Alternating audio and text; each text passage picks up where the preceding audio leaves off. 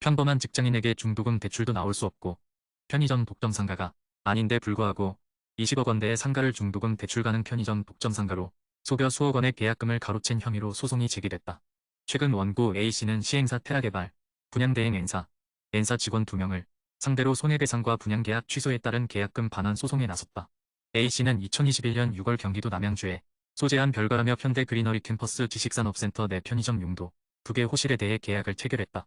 이 지식산업센터는 지하 2층 지상 15층, 점포수 660호실 규모로 오는 2024년 준공 예정이다. 시공사는 현대건설, 시행사는 테라개발, 시행수탁사는 하나자산신탁, 분양대행사는 N사다.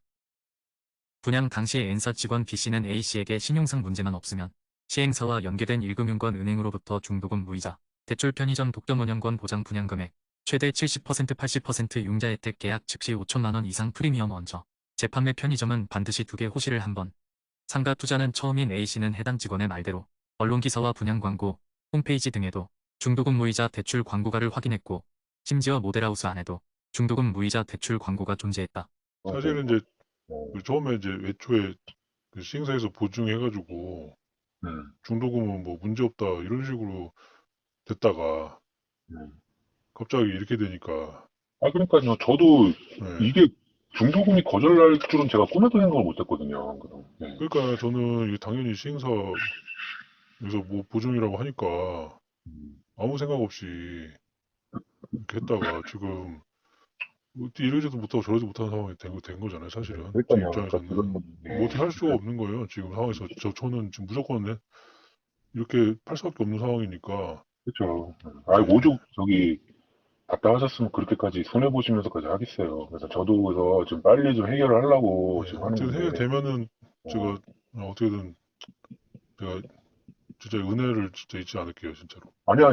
저는 뭐, 네, 지금 상황이 이렇게 돼버렸으니까. 네, 알고 있습니다. 분양대행사 측은 일군 건설사인 현대건설의 명작 등 네임밸류와 사실과 다른 금융대출과 당대소매인 지정을 내세운 것으로 확인됐다. 상가 2호실의 분양가는 25억 원, A씨는 돌아가신 어머니의 상속금 등을 합해 2억 5천만 원이 전부였다. 그러나 분양 직원 중도금 무이자 대출 가능 등이 말을 믿고 가계약금 5천만 원을 입금했다. 그리고 20여일 뒤 2억 원 등 총 계약금 2억 5천만 원 그의 전 재산을 입금했다. 중도금 대출 무이자가 아니라면 25억 상당의 상가 투자를 꿈도 꿀 수 없는 상황이었다. 그 후 A씨는 중도금 기일인 2022년 2월 시행사가 알선한 신한은행, 기업은행, 하나은행에 모두 찾아가 대출 신청을 했으나 모두 대출 불가라는 청천벽력과 같은 통보를 받는다. 그 이유는 지식산업센터가 아니라 지식산업센터 내 일반 상가이고 상가 가격이 너무 고평가돼 애초에 평범한 직장인은 신용등급과 상관없이 대출을 받을 수 없고 대출이 나간 사례도 없다는 것이었다. 그러한 상가를 분양대행사 측은 A씨에게 무려 2호실이나 판매한 것이다. 게다가 분양사 측은 해당 호실이 담배소매인 지정이 되지도 않았는데 편의점 독점 상가라고 홍보했다. 피해자 A씨는 분양 직원은 25억짜리 상가가 있는데 정말 괜찮은 독점 편의점 자리이다. 고객님이 계약금 낼 돈이 있으니 계약해라. 프리미엄 얹혀서 최소 5천만 원 이상 얹혀서 팔아주겠다라고 자신을 속였다며 분양 직원은 오히려 계약 전날까지도 주변에 편의점이 없다는 말로 실제 블로그를 통한 분양 마케팅 내용을 살펴봐도 편의점 독점 자리라고 구체적으로 사진과 함께 명시돼 있는 걸 현재까지도 확인할 수 있다. 하지만 뉴스필드가 남양주시청에 확인해 본 결과 이곳은 담배소매인 지정이 되지 않은 호실이었다.